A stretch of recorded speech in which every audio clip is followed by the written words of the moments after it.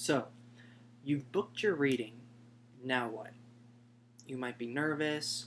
You may have done this before, but you may have never done this before. So, I want to touch on briefly just a few tips for you to get the most out of your reading. The first thing is relax. The more relaxed you are, the easier it's going to be to connect with your energy and deliver the messages you need to know. A reading is nothing to be scared of.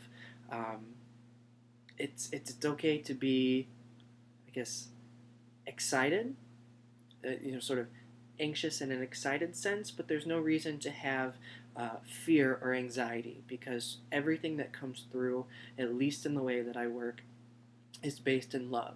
And even if there are problems to address, we don't work with the problem, we acknowledge the problem and we work with the solution. The second thing is that every reader works differently.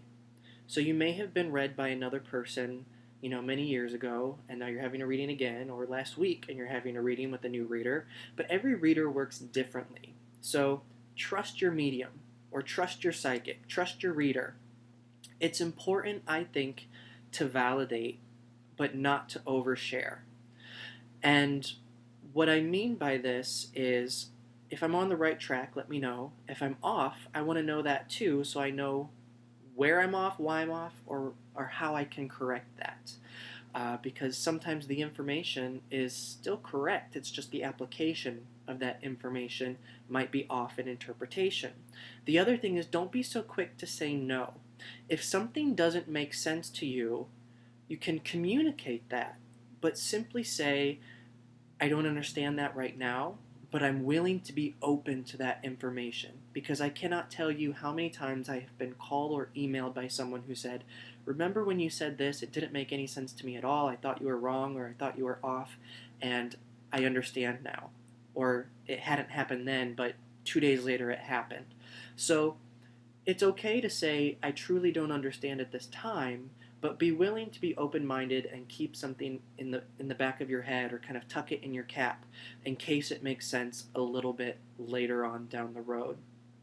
I think it is highly beneficial for the sitter to either take notes or record their reading because oftentimes in the moment you're anxious, you're excited, you're overwhelmed, and you forget. You truly do. You forget the details of it, sometimes almost as soon as you leave the room.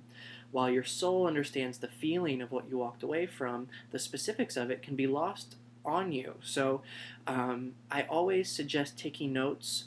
However, too, sometimes people get overzealous with note taking and it distracts them, it takes them out of the flow of the reading. So in this day and age we live in, most people have smartphones. It's to your advantage to record your reading. I, at this time, don't offer recordings for my sessions, but you're more than welcome to record anytime you come to me, whether it be via phone or in person. The last thing that I want to touch on to sort of guarantee that you have the best reading that you can is I don't want to know more than I need to know, but usually in the beginning of a session I ask someone if there's a priority that they want to look at during our time together. If you are looking for spirit communication, I don't want to know who you're looking for, but if you want spirit communication, it is better to let me know in the beginning.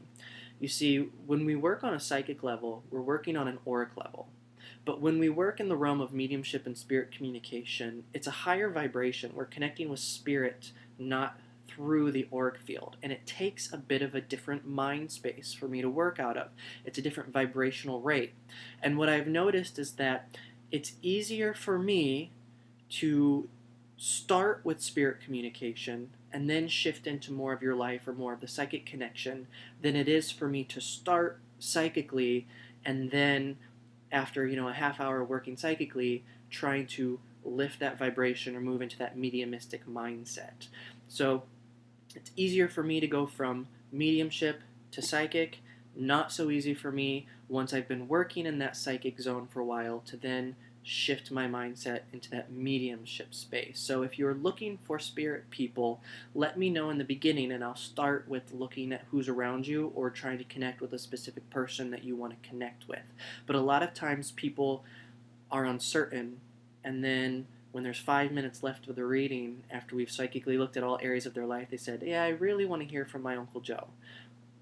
Chances are in that case, I'm probably not going to be any good for you. But if you said in the beginning, I want to connect with my spirit people, then I can either look at who's around you or work with the vibration of Joe's name to see if my guides can go and find him and bring him close, and we can start bringing through evidence and messages and communication, and then we can sort of look psychically at your life. So these are just a few things to keep in mind so you can get the best reading that you can. I look forward to being of service to you, and I hope you guys have a great day.